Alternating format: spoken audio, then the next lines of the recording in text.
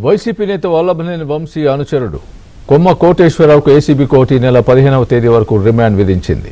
Satyavardhan kidnap, Gannavaram TDP కార్యాలయంపై దాడి కేసుల్లో కోటేశ్వరరావు నిందితుడిగా ఉన్నాడు. కొంతకాలంగా అజ్ఞాతంలో ఉన్న కోటేశ్వరరావు ఈ ఉదయం పటమట పోలీస్ స్టేషన్లో లొంగిపోయాడు. ఆ తర్వాత కోర్టులో కోటేశ్వరరావును హాజరుపరిచారు. రిమాండ్ విధించడంతో నెల్లూరు సెంట్రల్ జైలుకు కోటేశ్వరరావును తరలించారు.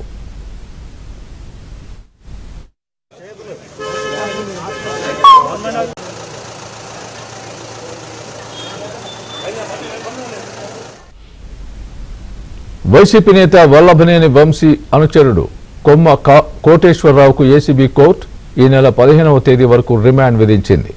సత్యవర్ధన్ కిడ్నాప్, గన్నవరం టీడీపీ కార్యాలయంపై దాడి కేసుల్లో కోటేశ్వరరావు నిందితుడిగా ఉన్నాడు. కొంతకాలంగా అజ్ఞాతంలో ఉన్న కోటేశ్వరరావు ఈ ఉదయం పట్టమట పోలీస్ స్టేషన్లో లొంగిపోయాడు.